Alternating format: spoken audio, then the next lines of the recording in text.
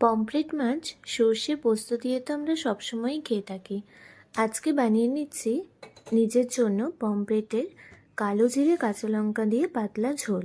তার জন্য আগে থেকে লবণ হলুদ দিয়ে মাখিয়ে রাখা মাছগুলোকে একে একে ভেজে তুলে রাখতে হবে। তারপর সেই তেলেই কালো জিরে কাঁচা লঙ্কা ভালো করে ফোড়ন দিয়ে এতে আলুগুলোকে দিয়ে তারপর লবণ আর হলুদ দিয়ে ভালো করে ভেজে নিতে হবে। যখন আলুটা ভালো করে একটু ভাজা হয়ে যাবে তারপর এতে টমেটো কুচি, তার সাথে জিরে গুঁড়ো, ধনে গুঁড়ো আর কাশ্মীরি লাল পাউডার দিয়ে দিতে হবে। মশলাটা ভালো করে ভাজা হয়ে গেলে এতে পরিমাণ মতো জল দিয়ে তারপর জলটা যখন একটু গরম হয়ে যাবে এতে কিন্তু মাছগুলো ছেড়ে দিতে হবে। মাছের ঝোলটা যখন দেখবো ভালো করে ফুটে গেছে নামানোর আগ দিয়ে ধনেপাতা দিয়ে নামিয়ে নেব। এই রেডি হয়ে গেল পমফ্রেটের ঝোল।